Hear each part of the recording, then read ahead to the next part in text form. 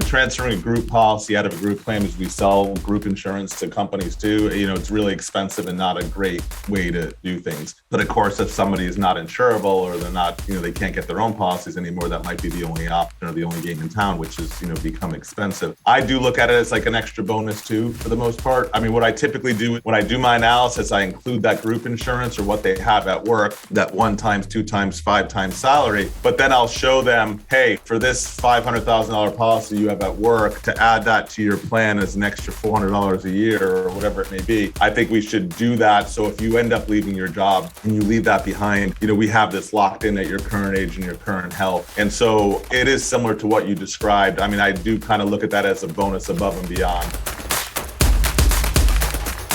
Welcome, Model FAs. David DeSell here, President of Model FA and the host of the Model FA podcast. Appreciate in advance all your time and attention and listening to today's episode. And I think today's topic is going to resonate with a lot of you, as well as hopefully clarify a certain segment of planning and the risk management side of things. And we got 2 Davids here today, joining. So forgive the redundancy in our names, but David Appel is a managing partner at Appel Insurance Advisors, LLC, a 1992 graduate of the Whitman School of Management at Syracuse University. David concentrates his practice with a consultative, service-oriented approach to personal and business insurance planning. His primary focus is in generation to generation wealth transfer goals, as well as helping clients protect their families and businesses from the financial pitfalls of death, disability, and the drain of long-term care expenses. David has maintained a successful life insurance focused practice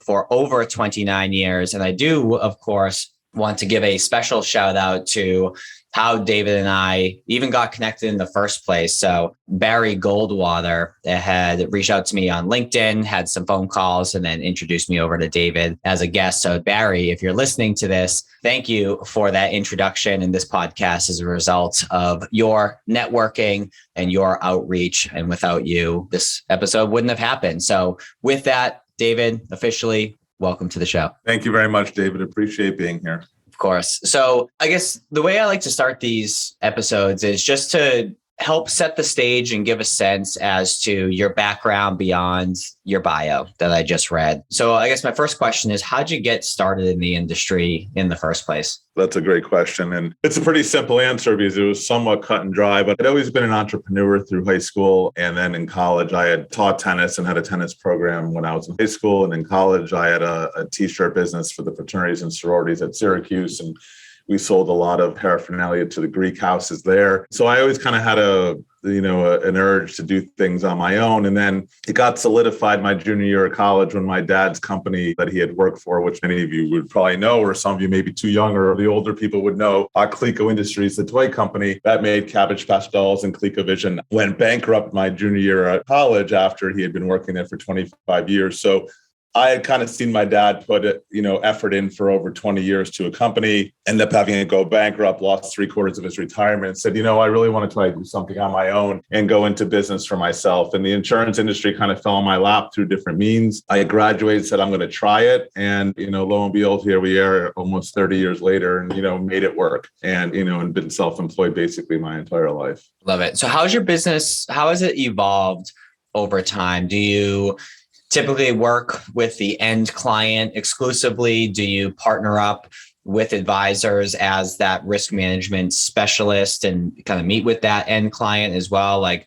how did it kick off initially and what's it structured like now? It started, pretty much I was trying to do everything and be a jack of all trades. I realized relatively quickly that I also didn't want to be a card-carrying member of one particular insurance company. And I saw the value early on from just, talking to people in the industry and mentors and really successful people that you really needed to be able to bring a lot of products and a lot of companies, a lot of different and underwriting and different things to the table if you really wanted to be successful. So I went out on my own, pretty early, away from the kind of like, the mainstream insurance companies at that time. And then I also realized early on, I would say probably within 5 years of starting the business to say, I'm really not excited about the investment side of the business.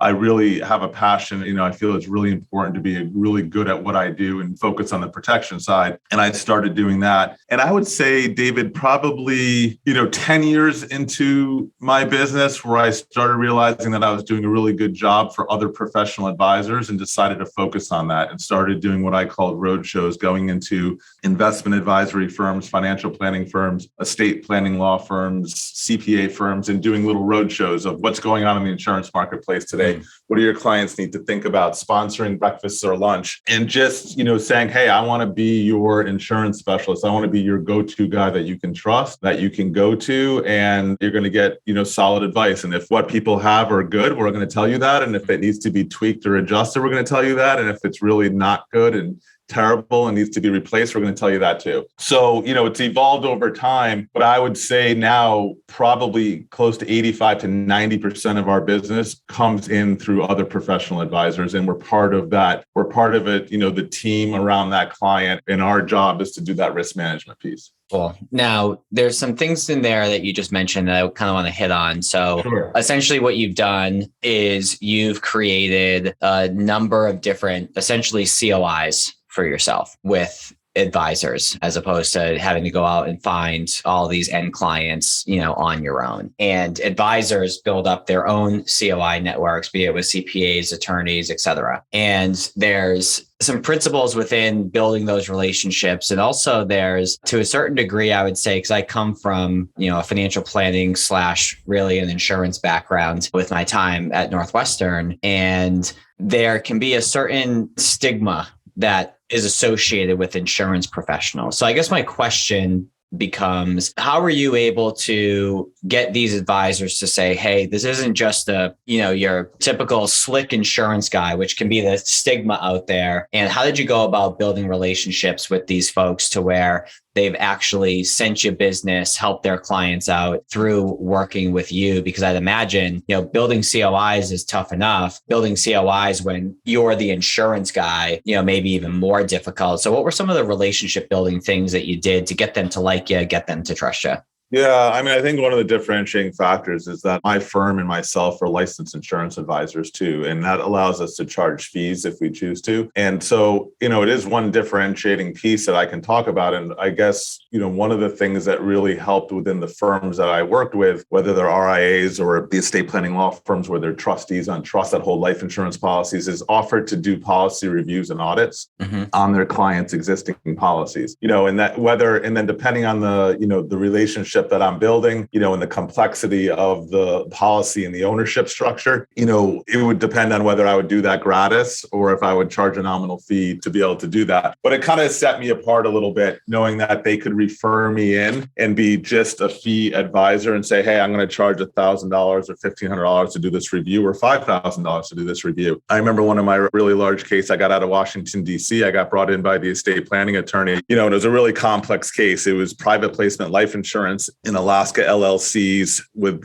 Lehman Brothers bond funds and things that had blown up. And it was going to be a complicated situation. I said, listen, this is probably going to be at least a $10,000 to $15,000 fee. And the client was fine with that. And when we got done with the whole analysis, and I said, listen, one of these policies we can save, we can protect this, we can figure out how to make this work. The other policy is going to blow up and it's just not going to work. And here are some alternatives. He said, I want you to be my advisor and my insurance agent on that. So I had to switch hats, which I do sometimes. And I became the broker, and I waived the fee that I was going to charge him from an advisor fee, because I knew I was going to get compensated through commission on the insurance products. The clients were fine with that. I think when you can, explain to people from an advisor status and kind of, and are helping them, you can do that. And I think, not to bash Northwestern or New York Life or Mass Mutual or different things, but sometimes when you're an agent for a particular company, the solution always ends up being very similar or the same. And One of the things I think the advisors have said to me in the past, it's like, oh, we've worked with somebody from Northwestern. We work with somebody from other companies. And it always seems like the solution's Northwestern or it's New York Life. He's like, we've worked with you now with 5 different clients. And every time it's different insurance companies and different things. I'm like, yes, because I'm advocating for the client, depending on their health background, depending on their avocations, depending on what they're doing. Not all companies are created equal, and you have to really shop those different things. And you ask, how do you win them over? I think one of the things also is that, when you can go back to the client and say, there's absolutely nothing wrong with this policy that you bought, and you don't come up with some reason why it needs to be replaced or why you need to make more compensation,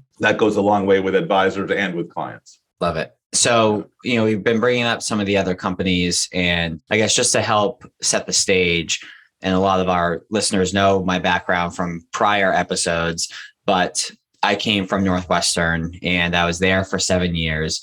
And through Northwestern, they taught us from an insurance perspective specifically, to always make sure that they have the proper coverage. But oftentimes, whether or not, was a fit, I guess, is up for debate. But it was like, permanent, or whole life. And, trying to squeeze that into a financial plan almost every single time. And there's no secret that from a commission standpoint, you're going to make more off of a larger premium, of course, than you are with just term insurance. And maybe in some scenarios that was, the right thing to do. And maybe in some scenarios, again, up for debate. And then when I started working in the independent space and consulting advisors, I realized that they kind of fit one of two main categories. One category is they didn't really pay much attention to insurance really at all. And at least not what I thought they should based on my training at Northwestern, making sure that, they have the proper coverages, and they were sometimes reluctant to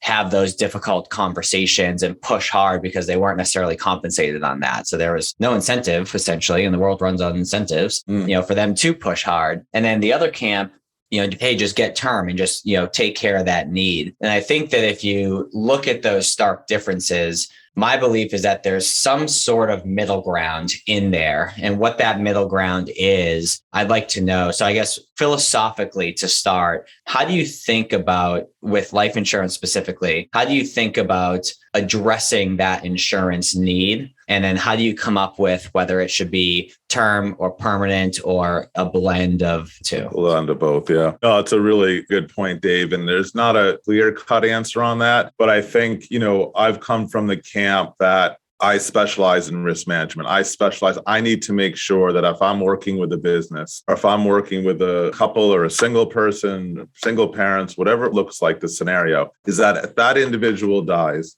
the people who are left behind, whether it's employees, whether it's children, whether it's a spouse, they need to make sure that check that's getting delivered is the right amount.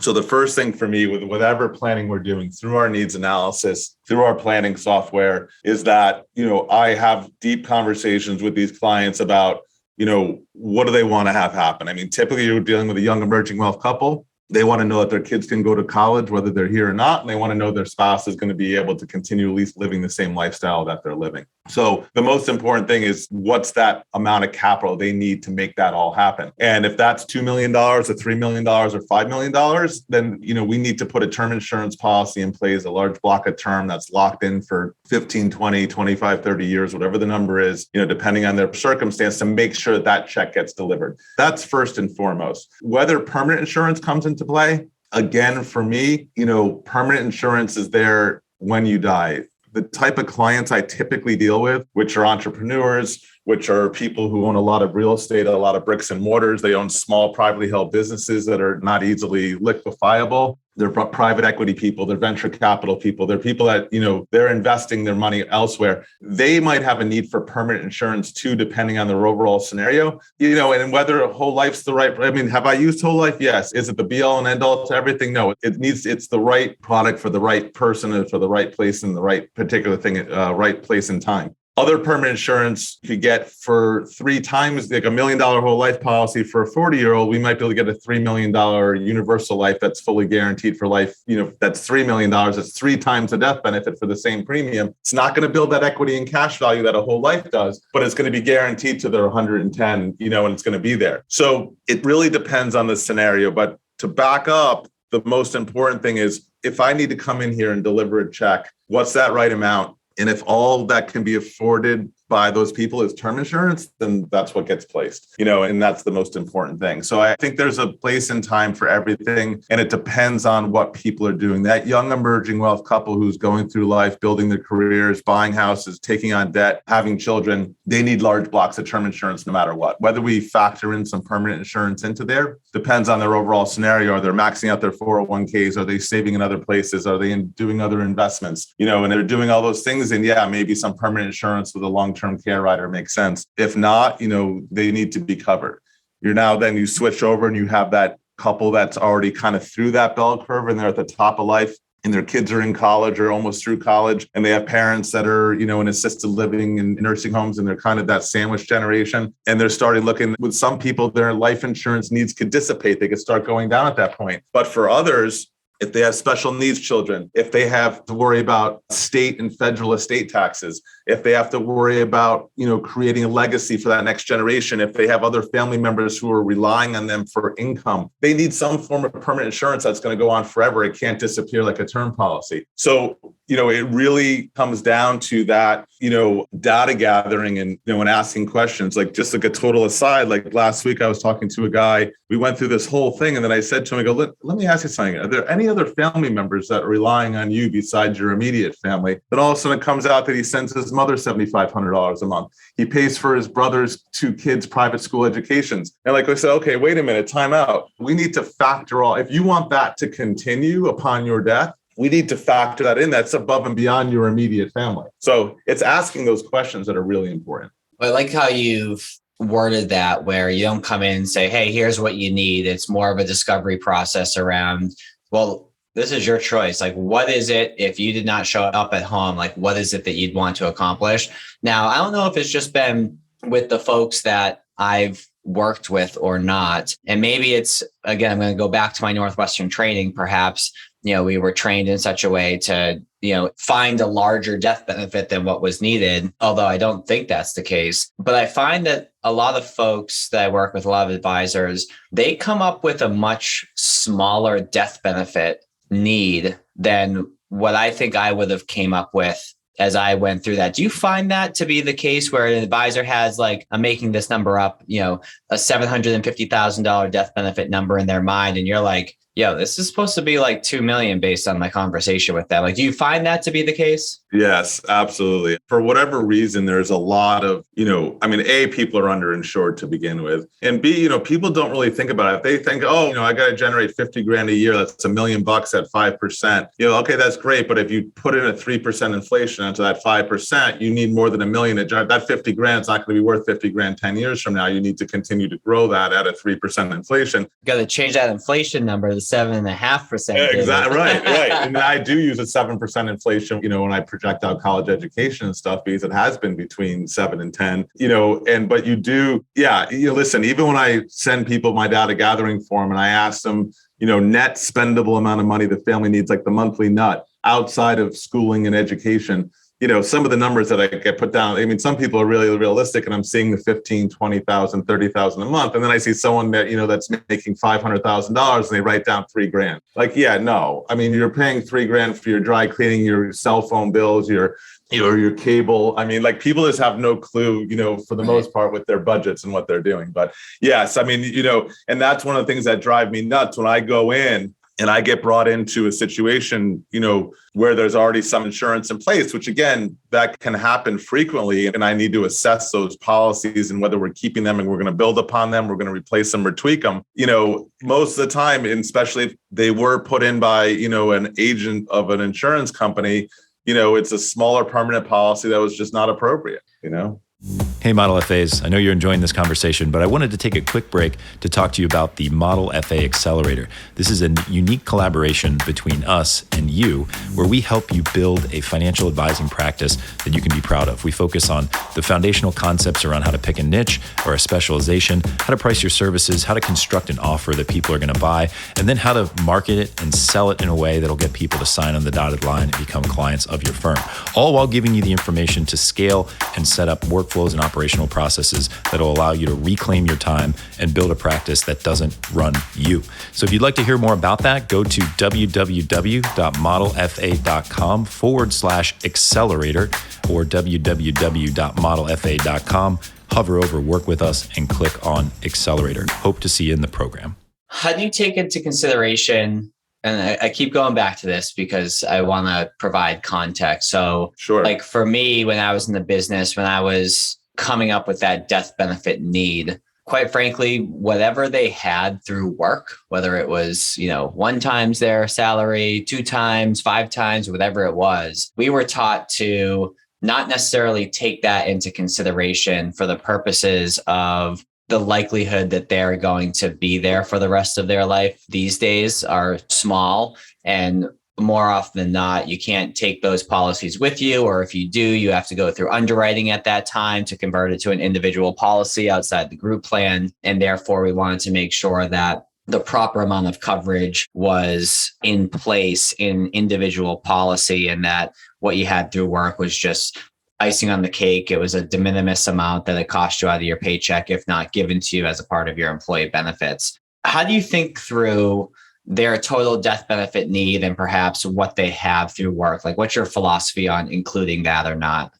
Actually, David, it's pretty similar to that. So we'll give Northwestern a little bit of credit on that, but it's not totally, I don't think off. I mean, when I do my needs analysis, I do include their group insurance, as far as available income producing assets to take off from the need. Like, when I do my analysis, I'm doing my income analysis of what they need for income. I'm, projecting out college educations. And then I'm looking at what the total need is and then subtracting out those available income producing assets, which is any existing insurance, whether it's personal and or group. You're absolutely right. I mean, transferring a group policy out of a group plan, as we sell group insurance to companies too, it's really expensive and not a great way to do things. But of course, if somebody is not insurable or they're not, they can't get their own policies anymore, that might be the only option or the only game in town, which is, become expensive. I do look at it as like an extra bonus too, for the most part. I mean, what I typically do is when I do my analysis, I include that group insurance or what they have at work, that 1 times, 2 times, 5 times salary. But then I'll show them, hey, for this $500,000 policy you have at work, to add that to your plan as an extra $400 a year or whatever it may be, I think we should do that. So if you end up leaving your job and you leave that behind, we have this locked in at your current age and your current health. And so it is similar to what you described. I mean, I do kind of look at that as a bonus above and beyond, and always tell people, listen, at the end of the day, if there's a beneficiary and there's an extra $300,000 coming in, no one's going to complain about it. And usually the cost differential is pretty de minimis. And if they're a young couple in their 30s or 40s and every $1 million of 20-year term is $400 a year, it's, it's not a big stretch on their, their budget or whatever it may be to make sure it's all there. I wrote a book called Buy Your Tomorrows Today. And, I'm a big fan of, especially with what happened to me 16 years ago when I became uninsurable for 3 years and had cancer. I'm a big fan of, while you're young, while you're healthy, buy those blocks of term insurance and protect your insurability. It's interesting that you say that, because my family and friends think I'm crazy for, my current stage in life, not being married, but with my insurance background at Northwestern, I got like $5.5 million of insurance. And they're like, well, why do you have that? And I say, I want to make sure that my parents can retire, whether I'm dead or alive. I want to make sure that my cousins, because I'm an only child, so no brothers and sisters, but my cousins have some seed capital for their lives as well, because I plan to do that while I'm alive. And assuming that I continue to live, it's like, hey, I'm going to need that amount anyways. And the cost is de minimis, and it's a blend of, term and permanent. It's funny. I'm not like old by any means. I've crossed into my 30s. So I'm 31. You're chuckling. So I'm 31. I wish I was 31. But I've seen friends of mine, my age, that have these little nicks, so to speak, in their health history that they're totally fine, but an insurance company views that stuff totally different. And I would never want to, have one of those little nicks, so to speak, and then all of a sudden not be able to get insurance, for a couple of years or 3 years or ever again. I agree. It's important to, make sure that you're locking it in. And David, I commend you for doing that and having that, because you are buying your tomorrows today. Mm-hmm. You are forward thinking. People have to realize too, one of the things that's important with, the insurance broker you go with, because you could go with someone like me who's been in the business for 30 years and I'm 51 years old and I've seen everything since I was 22, starting in this business as well. But one of the things that people don't realize is what goes on behind the scenes. Like, so if you came to me, David, and you were like, I want to buy $1 million, a 20-year term, you could come to me, or you could come to Joe Schmo who just started in the business, or, could just sell insurance, but really has no idea what they're doing. But if they buy a Lincoln or a Principal or a John Hancock term policy, it's going to be the same premium for that 31-year-old as it is, that I can sell you that same premium as the guy who just started in the business or lady who just started in the business. But where the differential comes is the experience. So like I got a call in the middle of the pandemic for one of my clients, a CFO, who just started working at this company and said, oh, the two guys had gone to SBLI, the two owners of the business, to get, buy, sell insurance on each other for this business. And as soon as she told me, she's like, oh, the 34-year-old has a pacemaker, perfectly healthy, but has a pacemaker. I'm like, Right. Yeah, that's not going to work with savings bank life insurance. And I literally took on the case. I had to shop it between 12 different carriers, only got 10 carriers tentatively declined him, which, even with my experience, I wouldn't have known that Principal or Lincoln or New York Life wouldn't have liked that case, but I had to do it all informally.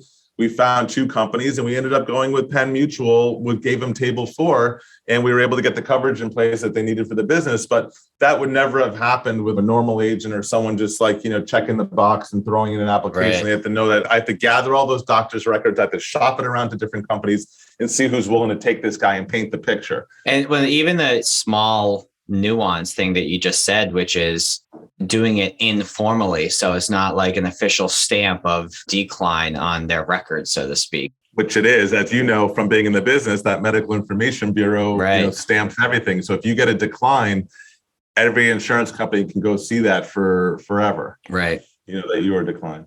Now, so if I'm an advisor and I'm looking to work with someone like you, I'm sure it can be frustrating if the client comes to you and says, yeah, I was working with John and he said that I need $750,000 of life insurance. Can you help me get it? And they're already kind of in a certain mindset. And perhaps you take a peek at their situation, have a conversation with them, and you think the number is much, much larger than that. That needs to be handled delicately because you don't want to strain the relationship between the advisor and the client for kind of, misquoting, and you don't want to strain the relationship between you and the advisor for stepping on toes. So in an ideal world, if you could paint the picture of the perfect way an advisor leverages you with their clients, what would that look like? That's a really good point because that's a huge differentiator too. And because listen, just the same way that if I was meeting you, David, and I realized that your CPA was a little behind the 8 ball or was being way too reactive than proactive, or if your estate planning attorney you outgrew and that was great, or your property and casualty agency that when you were in college, you bought your car insurance and your renter's insurance from the guy in the street. Now you're living in a $2 million house and driving nicer cars. I realize, sometimes you outgrow your advisor, and that's a really sensitive topic. But one of the things that I realized, and I think the success that I've had dealing with other professional advisors, and especially a lot of RIAs, is that I'm not a lone ranger. I don't go out there like a cowboy and try to put some stuff in place and go behind everybody's back. So like one of the biggest RIA firms in Boston I work with, they see every single presentation and every single thing before those clients see it. So if that advisor sent me that case and said, oh, I think he needs $750,000, please talk to my client. And I look at it and say, yeah, I don't know, 750 seems a little low. He really needs $2 million. I'm going back to that advisor first and saying, here's my analysis. Here's why I think your client needs $2 million. Here's the backup as to why. If you still think he needs 750, we'll go down that route and I'll explain to him, but I'm going to explain to your client when I did my analysis, it's 2 million. Because again, we have to have somewhat of a working relationship. Right. And I think there's a liability and a fiduciary responsibility on my part to at least present what I think is the right amount. Listen, I could present stuff all day long to clients. That doesn't mean they're going to take it. I could tell a guy or a woman that she needs $5 million and she comes back and says, well, I'm only buying 2.5. Okay, well, I think you should buy 5. But if 2.5 is what you feel comfortable with, fine. But I'm documenting that into my system. I'm documenting that I showed 5 million because as a licensed insurance advisor, you should also know that I've been brought in on multiple lawsuits as an expert witness in cases and trials. And I've done that 3 times now. So I've also seen people being deposed. I've seen agents in trouble. I've worked for the prosecution. That's where I've worked, not on the defense, but on the prosecution. So I've seen this stuff all go down, not to say a swear, but CYA or cover your ass on this podcast.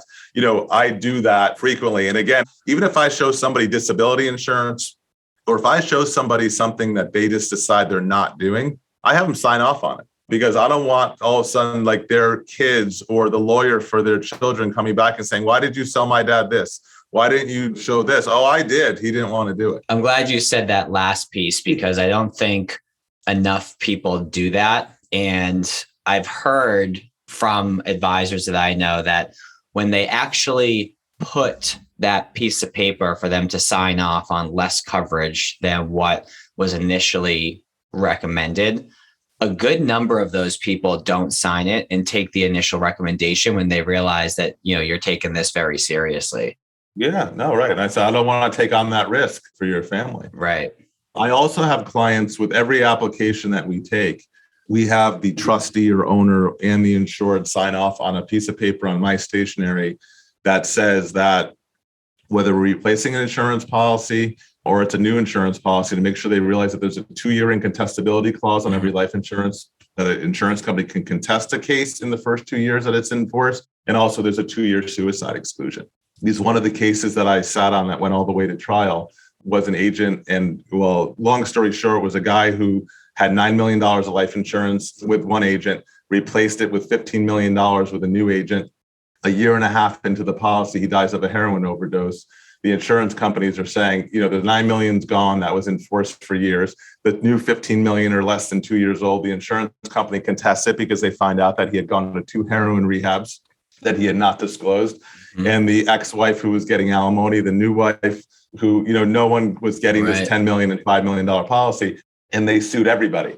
They ended up not getting the money. But one of the things that realized was that, oh my God, I don't know, with all the policies that we sell in, annually, I don't necessarily talk about the incontestability, or I do, but it's all verbal. Right.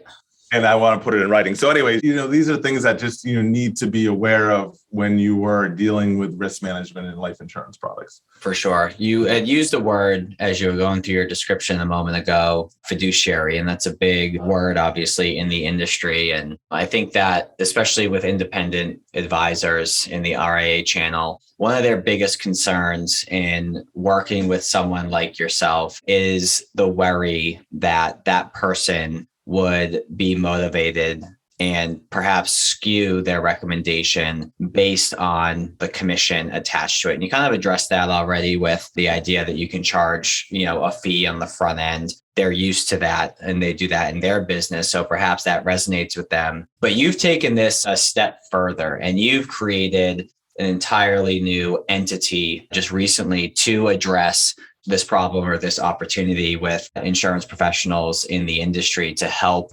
advisors feel more confident in partnering up with you. Can you tell us what that entity is and what the vision of that is so that advisors are aware? Sure. It was actually an initial vision of one of my strategic partner, Gonzalo Garcia, down in Maryland. He's part of Agency One, one of the founding partners there, and one of my strategic partners in my firm. We created the Insurance Fiduciary Network, IFN, InsuranceFiduciaryNetwork.com, which the whole idea was that we've seen too much. We put in there 6 agents right now, like myself, who are trusted advisors across the country in different geographic locations, with realizing that a lot of the RIAs that we work with, and a lot more that are obviously out there that we don't work with, kind of sometimes, even though they're touting doing full holistic planning and doing everything for a client, they are missing out on the risk management piece because they're not comfortable with it, or they don't have the background for it, or they don't bring it up to their clients. And we wanted to create an entity and a place for those RIAs to be able to go to at least, know that they're going to a trusted network.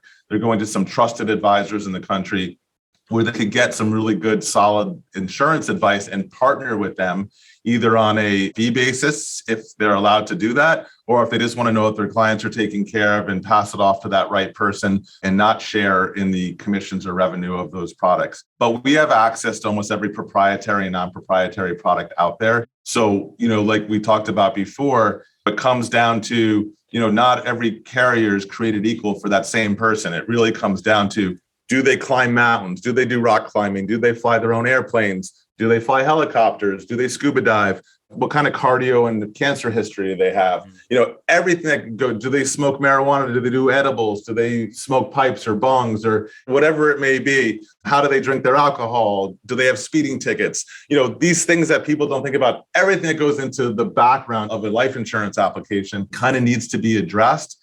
And certain carriers are better than others. I had a guy 2 weeks ago, Mario Andretti, I called him. He wasn't really Mario Andretti, but the guy had like 7 speeding tickets and a driving to endanger. His health was totally fine. I literally was shopping his MVR, his motor vehicle report from his property and casualty agent to the life insurance companies, because most companies will automatically look at this guy and say standard rates, 100%, because He's a death threat to himself. But I found 3 companies that were willing to give him preferred. But, I wouldn't have been able to pick that out of a hat. I had to shoot that off to 12 or 15 different companies to see who's going to actually, because I don't want him to pay more for that term insurance than he needs to. But again, we, as part of this Insurance Fiduciary Network and Agency One and how we work, we don't just sit back, put in an application, or whatever that insurance company comes back with, we place with that carrier. We're advocating for our clients on a daily basis. And if we don't get what we think is fair or reasonable or right, we're shooting that file off to 3 or 4 other carriers to see if we can. And then at least, so if I come back to you, David, and say, David, this is the best we're going to do. I know in my heart, and I can promise you that you're not going to get a better rate anywhere else. That's what we do, which is at the core of being a fiduciary responsible agent for our clients and or the advisors we work with. Because again, the way I've established my practice, yes, do I have that end user client? As a client, yes, but my clients are really the RIAs and the attorneys and the advisors, the family offices that we work with. Love it. Well, I think this has been super helpful for me to understand kind of how you think through this stuff, how you partner with advisors, some of the things for them to look out for, and making them aware that there are folks like you out there that can help elevate their value proposition essentially and add additional value to clients. So before we wrap up, I'm going to a different segment of the show. So if this is your first time tuning in, one thing that I ask all of our guests is what one of their favorite books is. Selfishly, I'm distilling a reading list for myself, but also for all of you as well. We have some really special, unique, and talented folks on this show, and I want to know what they like in terms of their reading. And if it's not your first show listening, then you know the deal. So with that, David, you had identified a book called The 80% Approach by Dan Sullivan. What made you choose that? What's the impact that it's had on you? I went through the strategic coach program a number of years ago. Dan Sullivan's based out of Toronto, and my study group, I have a national study group of 5 guys from different parts of the country. One's a fully RIA investment advisor out of New Hampshire, to me on the other end, which is a full insurance agent.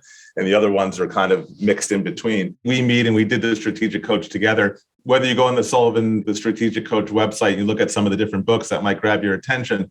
The 80% book is a short book, but it's one of those things where we all striving to do so much in our lives, both personally and professionally. And one of the things that he talks about, the whole concept of that book is if you get to 80% of what you want to do, you're doing all right. It doesn't have to be perfect. It doesn't have to be 100%, and even like with the book that I had published and I put out after I went through my cancer battle, it's like, when I look at it now, could I have done better? Yeah, of course. Could I have, made it even better than it was? Of course I could have. But I got it there. I wrote the chapters. I did it. I got it out. And I think too many of us, we stop or we don't fulfill and accomplish what we want to because we think it needs to be 100% perfect. And at the end of the day, it really doesn't. We just need to get 80% there. And that's a hell of a lot more than most people do.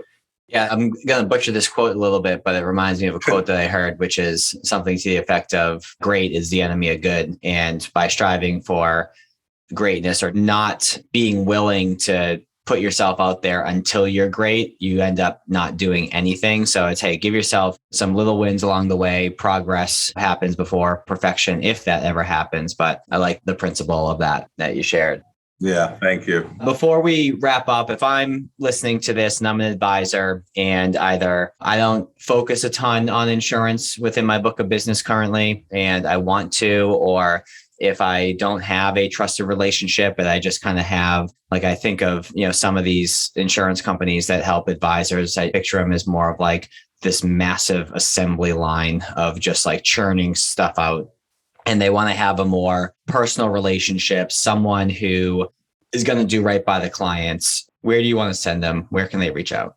You can go to my website, appeladvisors.com is, one of the best places to go. We can always set up a meeting. I'm happy to set up a Zoom and just kind of have any kind of initial talk through with people. Even though I'm based out of Boston, I do work all over the country. We do a lot of work with some international firms. So we have a lot of international clients. We have a lot of expats, U.S. citizens who are living abroad that need U.S.-based life insurance, as well as non-U.S. citizens also coming to the United States that need life insurance. So, we specialize in a lot of different things. We have no geographic boundaries. So wherever your advisors are that are listening to Model FA, it's not an issue for us, where you are. The only thing we have to work out is some of the time differences. They can be anywhere, but, AppelAdvisors.com. You can check out the Insurance Fiduciary Network.com. I'm also listed as an agent on there. I'm happy to talk to any of those advisors that are listening to your podcast if they want to start an initial conversation. Love it. Well, for those of you who are listening, I had an opportunity to get to know David a little bit, and I've come across a number of different risk management specialists in the industry. And I've come across, some really good people, including David, and have come across some, really shady and shisty people. So I wouldn't have them on the show if they weren't legit. So if this is a pain point of yours and you just want to have a chat, an intro call, feel free to reach out. And for those of you who did find value in today's episode and you have some peers who may be in a similar position as you or need some help with the risk management planning, would love it if you just click the share button and shared the episode with them, encourage them to listen to it. A lot of good nuggets along the way that we uncovered today. And with that being said, if you would be so kind as to leave a review on iTunes, that would help with our listenership. Actually, I've been saying this in the last couple of recordings, and David, this is news to you since we last chatted, but because of our awesome guests like you, as well as all of our listeners sharing the show, found out a few weeks back that we're ranked in the top 2.5% of all podcasts globally, which I was like, wow, really? That's pretty cool. That's impressive. But that's a result, again, of our great guests. And even more specifically, I am very, very grateful for everyone's time and attention and listening to these shows. It's motivating for me to not only get to know some great guests, but also know that based on the rankings, you guys are enjoying it and you're sharing it and you're, coming back for more. So with that being said, David, this will not be the last time that we chat. So I'm excited to continue to build a relationship. Thank you, Barry, again, for bringing us together, and I appreciate you joining the show. Yeah, no, I appreciate being on it. And it was great to talk through these things with you. For sure. Well, enjoy your day and stay warm in Boston. I'll be thinking of you down here in Florida. Thank you.